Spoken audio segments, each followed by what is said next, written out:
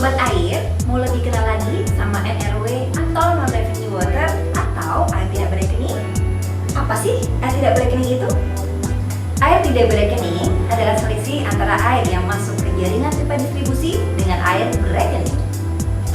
Dua kategori air tidak berekening yaitu kategori kehilangan air baik secara fisik maupun secara komersial dan konsumsi resmi tak berekening.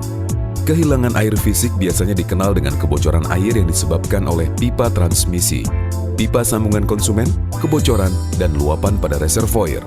Sedangkan kehilangan air secara komersial disebut kehilangan air non-teknis yang disebabkan oleh konsumsi tak resmi seperti sambungan tidak tercatat serta pemakaian ilegal baik melalui pipa bypass dan perusakan alat meter, dan ketidakakuratan meter air yang menyebabkan pencatatan hasil pembacaan dan pemakaian air tidak akurat.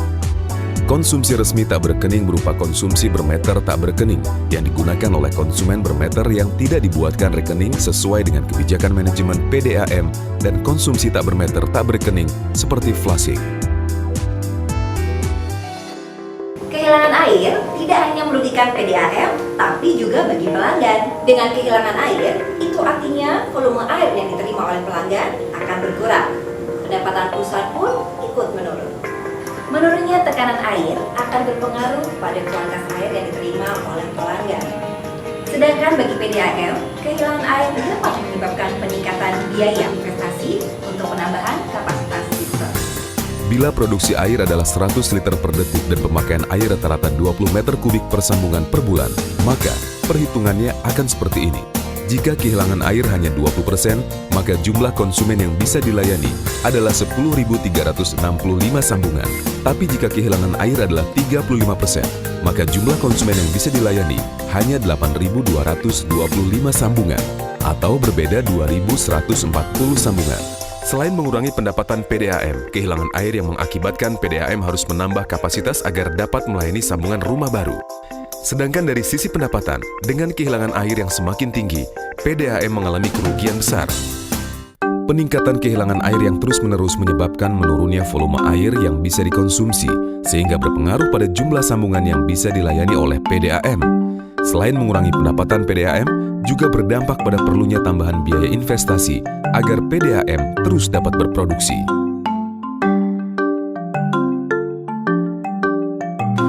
Salah satu metode yang dapat digunakan untuk menghitung besaran dari tiap komponen ATR adalah neraca air. Di mana melalui neraca air dapat menampilkan ATR dengan tingkat akurasi yang diterima kurang dari sama dengan 20%. Langkah pertama yang dilakukan untuk menghitung neraca air adalah dengan menetapkan volume input sistem. Bila unit produksi dilengkapi meter air, maka volume input air dihitung atau dibaca langsung dari meter air. Namun, bila unit produksi tidak dilengkapi meter air, maka ada beberapa cara yang mungkin dilakukan, seperti menggunakan alat portable meter air, melakukan drop test reservoir, dan analisa kurva pompa, tekanan, jam pemompaan. Langkah kedua yang dapat dilakukan untuk menghitung neraca air yaitu dengan menetapkan konsumsi berekening. Dalam menetapkan konsumsi berekening, ada beberapa langkah yang dapat dilakukan. Konsumsi berekening dihitung untuk menggunakan meter maupun tidak bermeter, di mana data konsumsi berekening ini seharusnya tersedia di bagian rekening atau di bagian hubungan pelanggan. Dalam menghitung konsumsi berekening ini, perlu diperhatikan siklus pembacaan dan pembuatan rekening dan cara menentukan konsumsi berekening untuk pelanggan yang tidak bermeter. Setelah langkah kedua ini, sudah bisa diketahui berapa volume dan presentasi air tidak berekening atau NRW, yaitu volume input air, jumlah konsumsi air berekening. Langkah ketiga yang dapat dilakukan untuk menghitung neraca air yaitu dengan menetapkan konsumsi tak berekening. Konsumsi resmi tak berekening ini terdiri dari konsumsi tak berekening tetapi bermeter, dan konsumsi tak berekening dan juga tidak bermeter. Langkah keempat yang dapat dilakukan untuk menghitung neraca air yaitu dengan memperkirakan kehilangan air komersil. Kehilangan air komersil terdiri dari pemakaian air oleh bukan pelanggan melalui sambungan tidak resmi, dan pemakaian air tidak resmi oleh pelanggan resmi, serta penyalahgunaan keran untuk pemadam kebakaran. Langkah kelima yang dapat dilakukan untuk menghitung neraca air yaitu dengan menghitung komponen kehilangan air fisik. Secara keseluruhan, kehilangan air fisik adalah volume input sistem dikurangi konsumsi resmi dan kehilangan komersil. Untuk mengetahui kehilangan air, setiap komponen kehilangan air fisik perlu menggunakan metode lain. penggunaan raca air ini ada keterbatasan karena sebagian besar PDAM tidak memiliki data untuk menyusun raca air dan banyak data yang hanya diestimasi tanpa alat ukur.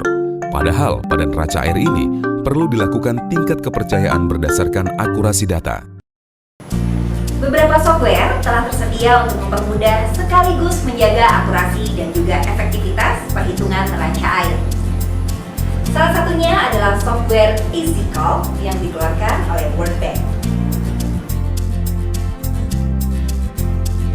Jadi NRW sebetulnya merupakan program yang sangat strategis sekali. Pertama, kita bisa menghemat biaya produksi, bisa menghemat biaya operasional, dan pengetahuan tentang jaringan para staf akan meningkat. Kemudian yang dirasakan oleh pelanggan adalah tekanan minimal 0,5 bar bisa kita penuhi, dan yang paling menguntungkan untuk PDAM, tambahan pendapatan bisa kita nikmati pada saat kita menurunkan pengeluaran dari sisi komersial. Nah, Sobat Air, demikianlah uraian mengenai non-revenue water